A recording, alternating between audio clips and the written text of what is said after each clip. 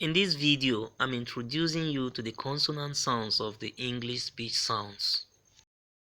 A consonant sound is a sound produced with some form of obstruction in the vocal tract.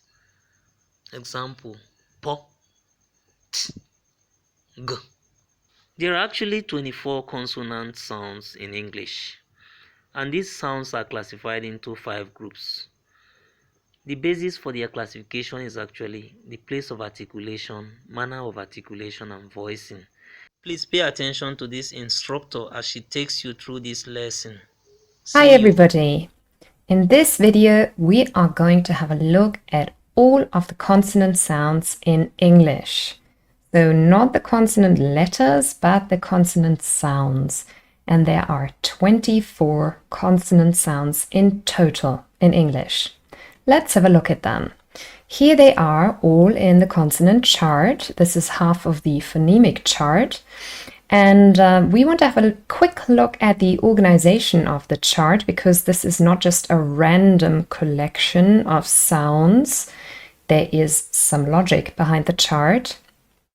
So the first thing to remember is that sounds that are on the left of the chart are usually also produced at the front of the mouth.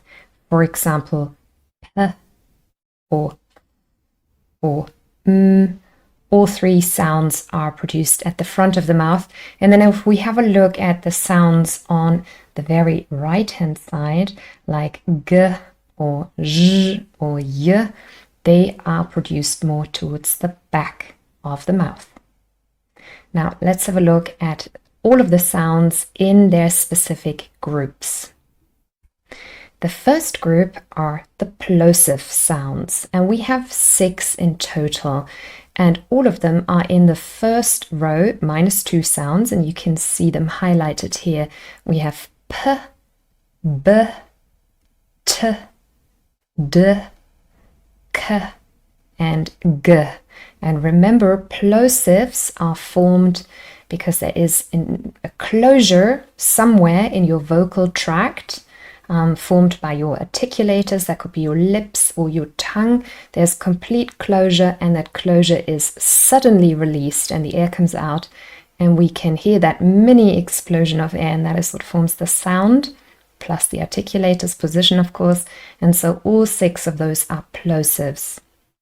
Now, but there is something special about all of those sounds, in that, for example, if we have a look at the first 2, p and b, one of them is voiced. That means we use our vocal cords to form the sound. And the other one is voiceless, without the use of vocal cords. Let's just check quickly. We can put our hand very lightly here on our throat.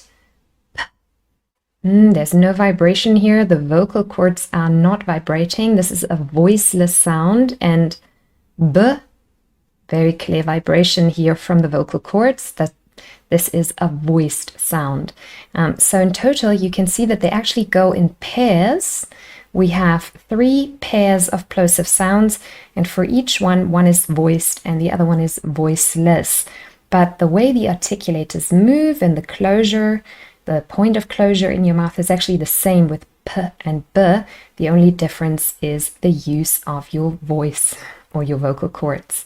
So in total, you have 6 plosives, 3 are voiceless, and the other 3 are voiced. Let's have a look at the next group of sounds.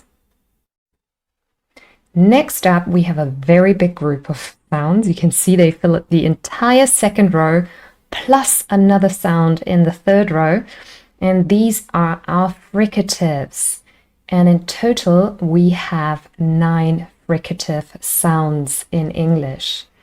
And fricatives are formed because our articulators, they come close, and indeed they come so close that we can hear the air friction, but there is no full closure. So for example, here, if you have a look again, my top teeth go to my bottom lip. I breathe out and you can hear the air friction, and that is actually what produces the sound. And of course the same for v.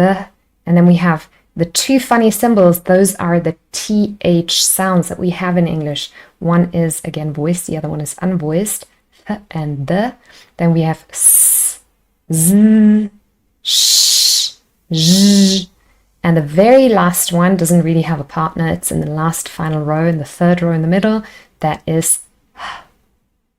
And as I said already, these go in the same pairing as the plosives.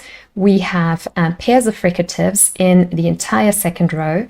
And the first one is always voiceless, for example. And again, you can do your little check here. No vibration, it's a voiceless sound. And then the partner is the. But again, the way they are formed, these two sounds, is the same. So, and the, you can actually see that my top teeth go to my bottom lip. And that is how we produce the sound, but one of them is without the use of the vocal cords. So they go in pairs, the, and you can always do the check here, the two TH sounds, the, s, z, sh, zh. So for the last two, this is very clear. Sh, no vibration, but then zh, clear vibration. And then doesn't have a partner, and as in hello, voiceless.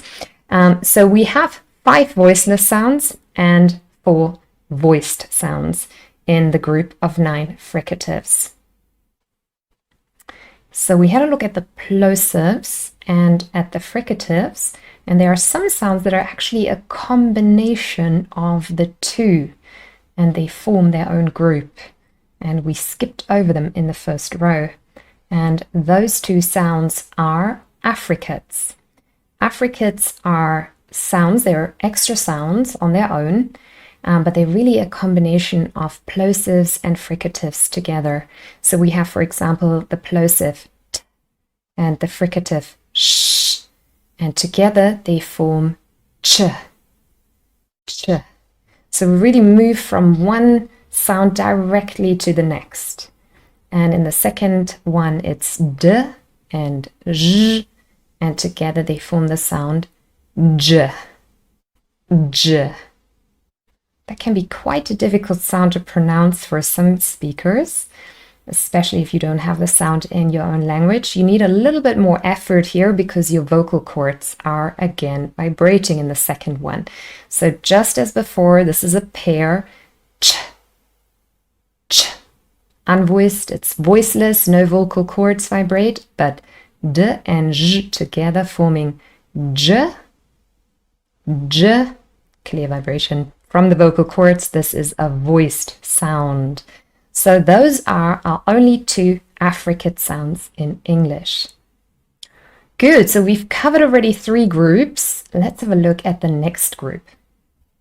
This group is in our bottom row, the third row, and it's the first 3 sounds together. And those are all nasal sounds. Now, nasal sounds are special because here the air is not released through the mouth. For example, we had before p or f. Very clearly, if you had a piece of paper, or if you just put your hand in front of you, p, you can feel the air coming out of your mouth. That's not the case, obviously, with because you can see my lips are closed and they stay closed. So the air is not coming out through my mouth. The air is indeed released through my nose. And you could check this by pinching your nose when you say the sound. The sound stops because the air is no longer released. So those 3 are nasal sounds. If you're a little bit confused about that third nasal with the little tail, you think, what's the difference between the first n and the second n? Watch my special video on nasal sounds where I'll explain this in detail. Okay, so we've covered plosives, fricatives, affricates, and nasals. Let's have a look at the last group. And of course, sorry, I forgot to say, all our nasals are voiced. Clear vibration, all of them are voiced. And the last group are the approximants, and we have 4 of those in English. So we have l, r, w, y. And approximants are formed again by the articulators. They come close, but not as close as in fricatives, so we cannot really hear air friction. Instead, the air is released through the mouth and it flows a little bit more freely. So in a way, we could say they're a little bit similar in their production to consonant, and not to consonants, to vowel sounds.